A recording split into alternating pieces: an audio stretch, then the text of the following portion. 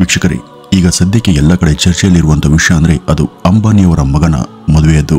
ಬಡವರು ಹಾಗೂ ಶ್ರೀಮಂತರ ನಡುವೆ ಭೇದ ತಿಳಿಯದೇ ಇರಲಿ ಅಂತ ಗುಜರಾತ್ನಲ್ಲಿರುವಂತಹ ತಮ್ಮ ರಿಲಯನ್ಸ್ ಟೌನ್ಶಿಪ್ನಲ್ಲಿ ಸಾವಿರಾರು ಜನಕ್ಕೆ ಅನ್ನದಾನ ವ್ಯವಸ್ಥೆಯನ್ನು ಕೂಡ ಮಾಡಿದ್ದಾರೆ. ಈ ಒಂದು ಊರು ಅಂಬಾನಿ ಪರಿವಾರದ ಪೂರ್ವಜರ ಊರು. ಇದೇ ಕಾರಣಕ್ಕೆ ಇಲ್ಲಿಯ ಜಾಮ್ನಗರ್ನಲ್ಲಿ ನೀತಾ ಅಂಬಾನಿಯವರು ಮದುವೆಯ ಕಾರ್ಯಕ್ರಮ ಆಯೋಜಿಸಿ ಎಲ್ರಿಗೂ ಕೂಡ ಪುಷ್ಕಳವಾದಂತಹ ಭೋಜನದ ವ್ಯವಸ್ಥೆಯನ್ನ ಮಾಡಿದ್ದಾರೆ. ಅವರ ಟೌನ್ಶಿಪ್ನಲ್ಲಿ ಕೆಲಸ ಮಾಡುವಂತ ಯಾರೋ ಒಬ್ಬ ಉದ್ಯೋಗಿ ಹಾಗೂ ಅಲ್ಲಿಯ ಸ್ಥಳೀಯ ನಿವಾಸಿಯೊಬ್ಬರು ತಾವೇ ಮನೆಯಿಂದ ಮದುವೆಗಾಗಿ ತಂದಿದ್ದಂತ ತಿಂಡಿಯನ್ನು ಕೂಡ ಮುಖೇಶ್ ಅವರು ಯಾವುದೇ ಮುಜುಗರ ಪಡದೆ ಸೇವಿಸಿದ್ರು. ಇವರ ಜಾಗದಲ್ಲಿ ಬೇರೆ ಯಾರಾದರೂ ಇದ್ದಿದ್ರೆ ಯಾರೋ ತಂದ್ಕೊಟ್ಟಂತ ಆ ಒಂದು ತಿನಿಸನ್ನ ಸೇವಿಸ್ತಾ ಇದ್ರೆ ಇಲ್ವೋ ಗೊತ್ತಿಲ್ಲ. ಆದ್ರೆ ಸಾವಿರಾರು ಕೋಟಿ ರೂಪಾಯಿಗಳ ಮಾಲೀಕರಾದಂತ ಮುಖೇಶ್ ಕೂಡ ಯಾವುದೇ ಬಿಗುಮಾನ ತೋರದೆ ಅದನ್ನ ಚಪ್ಪರಿಸಿ ತಾವು ಸಂತೋಷ ಪಡೋದ್ರ ಜೊತೆ ಊರ ಜನರನ್ನು ಕೂಡ ಖುಷಿ ಪಡಿಸಿದ್ರು. ಇನ್ನು ಈ ನವ ದಂಪತಿಯಾದಂತ ಅನಂತ್ ಅಂಬಾನಿ ಹಾಗೂ ರಾಧಿಕಾ ಮರ್ಚೆಂಟ್ ಅವ್ರ ಬಗ್ಗೆ ಹೆಚ್ಚಿನವರಿಗೆ ಗೊತ್ತಿಲ್ಲ. ಇವರಿಬ್ರು ಕೂಡ ಬಾಲ್ಯದ ಗೆಳೆಯ ಗೆಳತಿಯರು. ಮೊದಲಿಂದಲೂ ಇವರ ನಡುವೆ ಸ್ನೇಹವಿದ್ದು ಇವರಿಬ್ರು ಕೂಡ ಪರಸ್ಪರ ಪ್ರೀತಿಸ್ತಾ ಇದ್ರು. ಅಂಬಾನಿ ಪರಿವಾರದಲ್ಲಿ 1995ರಲ್ಲಿ ಅವರ ಕಿರಿ ಮಗನಾಗಿ ಜನಿಸಿದಂತ ಅನಂತರವರು ಮೊದಲಿಂದನೂ ಕೂಡ ಅತ್ಯಂತ ಮೌನಿ ಹಾಗೂ ಸಭ್ಯ ಹುಡುಗ. ಈತನ ಮಾತುಗಳನ್ನ ನೀವು ಕೇಳಿದ್ರೆ ಈತ ಎಂತ ಪ್ರೌಢ ವರ್ಚಸ್ಸಿನ ಯುವಕ ಅಂತ ನಿಮ್ಗೆ ಅರ್ಥ ಆಗುತ್ತೆ. ತಾನಾಡುವಂತ ಪ್ರತಿ ಮಾತಲ್ಲೂ ಕೂಡ ತೂಕ ಇರುವಂತ ವ್ಯಕ್ತಿ ಈತ. ವನ್ಯ ಜೀವಿ ಹಾಗೂ ಪ್ರಕೃತಿಯಲ್ಲಿ ಅತ್ಯಂತ ಅಭಿರುಚಿ ಇರುವಂತ ಈತ ಇಲ್ಲಿಯ 3,500 ಎಕರೆಗಳ ಜಾಗದಲ್ಲಿ ವನ್ಯ ಜೀವಿಗಳ ಸಂರಕ್ಷಣೆ ಹಾಗೂ ಅಭಯಾರಣ್ಯದ ರಕ್ಷಣೆಗೆ ಅವಕಾಶ ಮಾಡಿಕೊಟ್ಟಿರುವಂತಹ ಸಂಗತಿ ಅನೇಕರಿಗೆ ಗೊತ್ತಿಲ್ಲ. ಇದು ಭಾರತದಲ್ಲಿಯೇ ಅತಿ ದೊಡ್ಡ ಅಭಯಾರಣ್ಯ ಅಂತ ಹೆಸರನ್ನ ಪಡೆದಿದೆ. ಇಲ್ಲಿರುವಂತಹ ನೈಸರ್ಗಿಕ ಜೀವಿಗಳೆಲ್ಲ ಅವುಗಳ ಪಾಡಿಗೆವು ಹಾಯಾಗಿ ಜೀವಿಸಲಿ ಅಂತ ಇವರು ಮಾಡಿರುವಂತಹ ಏರ್ಪಾಡು ನಿಜಕ್ಕೂ ಶ್ಲಾಘನೀಯ. ಇನ್ನು ಇದಲ್ಲದೆ ಇಲ್ಲಿ ಉತ್ಕೃಷ್ಟವಾದಂತಹ ಲೇಸರ್ ಯಂತ್ರಗಳು, ಎಕ್ಸ್ರೇ ಉಪಕರಣಗಳು, ಪ್ಯಾಥೋಲಜಿ ಲ್ಯಾಬ್, ಶಸ್ತ್ರಚಿಕಿತ್ಸಾ ಯಂತ್ರಗಳು, ತುರ್ತು ಆಕ್ಸಿಜನ್ ಸಿಲಿಂಡರ್ಗಳು ಇವೆಲ್ಲವನ್ನು ಕೂಡ ಇಲ್ಲಿಯ ವನ್ಯ ಜೀವಿಗಳ ಚಿಕಿತ್ಸೆಗಾಗಿ ಸ್ಥಾಪಿಸುವುದು ಅನಂತರವರ ಬಹುಕಾಲದ ಯೋಜನೆ ಹಾಗೂ ಕನಸು. ಇಷ್ಟು ಚಿಕ್ಕ ವಯಸ್ಸಿಗೆ ನಿಸರ್ಗದ ಜೀವಿಗಳ ಕಡೆಗೆ ಇವರಿಗಿರುವಂತಹ ಈ ಬಗೆಯ ಕಾಳಜಿ ನಿಜಕ್ಕೂ ತಲೆದೂಗುವಂತದ್ದು. ಅನೇಕರಿಗೆ ಅನಂತರವರು ಅಂಬಾನಿ ಪರಿವಾರದ ಕಿರಿಮಗ ಎಂಬ ವಿಷಯ ಮಾತ್ರನೇ ಗೊತ್ತು. ನೀವೆಲ್ಲ ಅನಂತರವರ ಬಗ್ಗೆ ತಿಳಿಯಬೇಕಾದಂತ ಇನ್ನಷ್ಟು ಇತರ ಸಂಗತಿಗಳು ಕೂಡ ಇವೆ. ಇವ್ರಿಗೆ ಆಕಾಶ್ ಹಾಗೂ ಇಶಾ ಎಂಬ ಹಿರಿ ಸೋದರ ಸೋದರಿಯರು ಕೂಡ ಇದ್ದಾರೆ. ಬಾಲ್ಯದಿಂದನೂ ಕೂಡ ಅನಾರೋಗ್ಯದ ಸಮಸ್ಯೆಯಿಂದ ಬೆಳೆದಂತ ಅನಂತರವ್ರಿಗೆ ಅಸ್ತಮಾದ ಸಮಸ್ಯೆ ಇತ್ತು.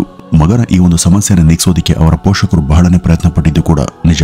ಓದ್ನಲ್ಲಿ ಅತ್ಯಂತ ಚುರುಕಾಗಿದ್ದ ಅನಂತರವರು ತಮ್ಮ ಆರಂಭಿಕ ವ್ಯಾಸಂಗವನ್ನ ಮುಂಬೈನ ತಮ್ಮದೇ ಆದಂತ ಧೀರುಭಾಯಿ ಇಂಟರ್ನ್ಯಾಷನಲ್ ಸ್ಕೂಲಲ್ಲಿ ಓದಿದ್ರು. ಮುಂದೆ ಅಮೆರಿಕದ ರೋಡ್ ಐಲ್ಯಾಂಡ್ ಬಳಿ ಇರುವಂತಹ ಬ್ರೌನ್ ವಿವಿಯಲ್ಲಿ ತಮ್ಮ ಪದವಿಯನ್ನ ಮುಗಿಸಿದ್ರು. ಸೋಷಿಯಲ್ ಮೀಡಿಯಾದಿಂದ ದೂರನೇ ಇರುವಂತಹ ಅನಂತರವ್ರಿಗೆ ಮೊದಲಿಂದನೂ ಕೂಡ ಕ್ರಿಕೆಟ್ನಲ್ಲಿ ಎಲ್ಲಿಲ್ಲದ ಆಸಕ್ತಿ. ಮಗ ಅನಂತರವರ ಕೋರಿಕೆಯ ಮೇರೆಗೆ ಇವರು ಐಪಿಎಲ್ನ ಮುಂಬೈ ಇಂಡಿಯನ್ಸ್ ತಂಡವನ್ನ ಖರೀದಿ ಮಾಡಿದ್ದು.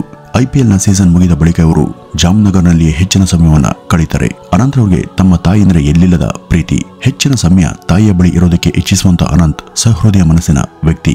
ಇವರು ತಾವು ಆಗರ್ಭ ಶ್ರೀಮಂತರೇ ಆದ್ರೂ ಕೂಡ ಬಡ ವರ್ಗದ ಮೇಲೆ ಸದಾ ಕಾಳಜಿಯನ್ನ ಹೊಂದಿರ್ತಾರೆ. ತಮ್ಮ ಸಂಸ್ಥೆಯಲ್ಲಿ 30 ವರ್ಷದಿಂದ ದುಡಿದಂತ ವ್ಯಕ್ತಿಯೊಬ್ಬರಿಗೆ ಮನೆ ಇಲ್ಲ ಎಂಬ ಒಂದು ಕಾರಣಕ್ಕಾಗಿ ಅವರಿಗೆ ಒಂದು ವಿಶಾಲವಾದಂತಹ ಜಾಗದಲ್ಲಿ ದುಬಾರಿ ವೆಚ್ಚದ ಮನೆಯನ್ನ ಇವರು ರಚಿಸಿಕೊಟ್ಟಿದ್ರು. ಇನ್ನು ತನ್ನ ತಾಯಿಯವರು ನಡೆಸಿಕೊಂಡು ಬರ್ತಿರುವಂತಹ ಎಲ್ಲಾ ಸಾಮಾಜಿಕ ಸೇವಾ ಕಾರ್ಯಗಳ ಬಾಧ್ಯತೆಯನ್ನು ಕೂಡ ಅನಂತರವರು ವಹಿಸ್ತಾರೆ. ಇವರ ಸೋದರರಾದಂತಹ ಆಕಾಶ್ ಹಾಗೂ ಇಶಾ ಕುಟುಂಬದ ವ್ಯವಹಾರದ ಕಡೆ ಗಮನವನ್ನು ಹರಿಸಿದರೆ ಅನಂತರವರು ಮಾತ್ರ ಹೆಚ್ಚು ವ್ಯವಹಾರದ ಕಡೆ ತಲೆಯನ್ನ ಹಾಕೋದಿಲ್ಲ.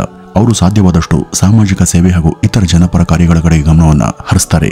ಇನ್ನು ಇಷ್ಟೆಲ್ಲ ಹಣ ಇದ್ರೂ ಕೂಡ ದೇವರು ಹಾಗೂ ಧಾರ್ಮಿಕ ಸಂಗತಿಗಳಲ್ಲಿ ಅತಿಯಾದ ನಂಬಿಕೆ ಶ್ರದ್ಧೆ ಇರುವಂತ ಇವರು ಆಲಯಗಳ ಪುನರುತ್ಥಾನದ ಕಾರ್ಯಗಳನ್ನು ಕೂಡ ಮಾಡ್ತಾರೆ.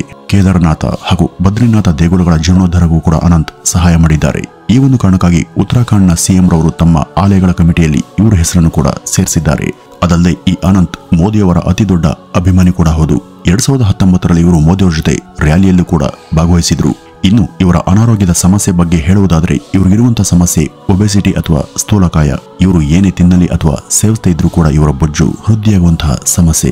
ಅದಕ್ಕಿಂತಲೇ ಇವರಿಗೆ ವಿನೋದ್ ಎಂಬ ಪ್ರಖ್ಯಾತ ಸೆಲೆಬ್ರಿಟಿ ಟ್ರೈನರ್ ಒಬ್ಬರನ್ನ ನೇಮಿಸಲಾಯಿತು. ಇವರು ಇಂಡಿಯಾದ ಅನೇಕ ಸ್ಟಾರ್ ನಟರಿಗೆ ಮಾತ್ರವಲ್ಲದೆ ನೀತೂರವರು ಕೂಡ ಇವರೇ ಫಿಟ್ನೆಸ್ ಟ್ರೈನರ್. ಈ ಹಿಂದೆ ಸುಮಾರು 218 ಕೆಜಿ ತೂಗ್ತಿದ್ದಂತ ಅನಂತರವರನ್ನ ಎಷ್ಟೋ ಕಷ್ಟದಿಂದ ಅವರ ಅತಿಯಾದ ಬೊಜ್ಜನ್ನ ಕರಗಿಸುವಲ್ಲಿ ವಿನೋದ್ ಯಶಸ್ವಿಯಾಗಿದ್ರು. ಬೆಳಗ್ಗೆ 4 ಗಂಟೆಯಿಂದನೇ ಇವರ ವರ್ಕೌಟ್ ಹಾಗೂ ಡಯಟ್ ಶುರುವಾಗ್ತಾ ಇತ್ತು. ಬೆಳಗ್ಗೆ 3 ಗಂಟೆ ಹಾಗೂ ಸಂಜೆ 3 ಗಂಟೆಗಳ ಕಾಲ ದಿನವೂ ಕೂಡ ಅನಂತ್ ದೇಹಾಭ್ಯಾಸದಲ್ಲಿ ತೊಡಗ್ತಿದ್ರು. ಇದೇ ರೀತಿ ಸತತ 1.5 ವರ್ಷದ ಕಾಲ ಅವರು ವರ್ಕೌಟ್ ಅನ್ನು ಮಾಡಿ ಸಹಜ ಸ್ಥಿತಿಗೆ ಬಂದಿದ್ರು. 218 ಕೆಜಿ ಇದ್ದಂತ ಅವರು 100 ಕೆಜಿಯನ್ನು ಇಳಿಸಿಕೊಂಡು 2016ರಲ್ಲಿ ಇದ್ದಕ್ಕಿದ್ದಾಗೆ ಸ್ಲಿಮ್ ಹಾಗೂ ಫಿಟ್ ಆಗಿ ಕಾಣಿಸಿಕೊಂಡು ಎಲ್ಲರನ್ನ ಅಚ್ಚರಿ ಪಡುವಂತೆ ಮಾಡಿದ್ರು. ಐಪಿಎಲ್ನಲ್ಲಿ ಸರಿಯಾಗಿ ನಡೆಯಲು ಕೂಡ ಕಷ್ಟಪಡ್ತಿದ್ದಂತ ಅವರನ್ನ ನೋಡಿದಂತ ಅನೇಕರು ಹಾಸ್ಯ ಮಾಡಿ ನಕ್ಕಿದ್ದು ಕೂಡ ಉಂಟು. ಆದ್ರೆ ಹಾಗೆ ನಕ್ಕು ಗೇಲಿ ಮಾಡದಂತ ಹಲವರಿಗೆ ಅವರ ಸ್ಥಿತಿ ಹಾಗೂ ಆರೋಗ್ಯದ ಬಗ್ಗೆ ಗೊತ್ತಿರಲೇ ಇಲ್ಲ. ಅಂಥವ್ರಿಗೆಲ್ಲ ಉತ್ತರ ಎನ್ನುವ ಹಾಗೆ ಅನಂತ್ ಏಕಾಏಕಿ ಸಹಜ ಸ್ಥಿತಿಗೆ ಬಂದು ಅವರನ್ನೆಲ್ಲ ಮೂಕ ವಿಸ್ಮಿತರಾಗುವಂತೆ ಮಾಡಿದ್ದರಾದ್ರೂ ಈ ಒಂದು ಖುಷಿ ಹೆಚ್ಚು ಸಮಯ ಉಳಿಲಿಲ್ಲ. ಕಾರಣ ಅವರು 2017ರ ಹೊತ್ತಿಗೆ ಮತ್ತೆ ಸ್ಥೂಲ ದೇಹಿಯಾದ್ರು. ಅವರೇಕೆ ಮತ್ತೆ ಹೀಗಾದ್ರು ಅಂತ ಯಾರಿಗೂ ಗೊತ್ತಾಗ್ಲಿಲ್ಲ.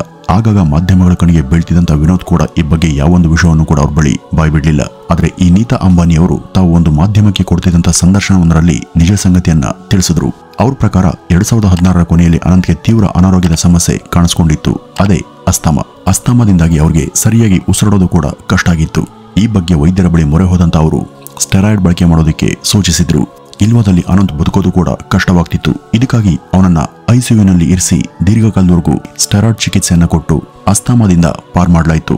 ಅದರ ಬಳಕೆಯಿಂದ ಅವನು ಮತ್ತೆ ಸ್ಥೂಲ ದೇಹಿ ಆದಂತ ಅವ್ರ ತಾಯಿಯವರು ಮಾಧ್ಯಮಗಳಿಗೆ ಯಾವುದನ್ನು ಕೂಡ ಮುಚ್ಚಿಡದೆ ತಿಳಿಸಿದ್ರು. ಈ ಎಷ್ಟೋ ವಿಷಯಗಳು ಹೊರ ಜಗತ್ತಿಗೆ ಯಾರಿಗೂ ಅವರು ಹೇಳುವವರೆಗೂ ಗೊತ್ತಿರಲಿಲ್ಲ. ಇಷ್ಟೇ ಅಲ್ಲ, ಈ ಸ್ಟೆರಾಯ್ಡ್ ಅನ್ನು ಬಳಕೆ ಮಾಡುವಾಗ ಆ ಒಂದು ಸಮಯದಲ್ಲಿ ಡಯಟ್, ದೇಹಾಭ್ಯಾಸ, ವರ್ಕೌಟ್ ಇದ್ಯಾವುದನ್ನು ಕೂಡ ಮಾಡಬಾರ್ದು ಅಂತ ವೈದ್ಯರು ತಿಳಿಸಿದ್ರು.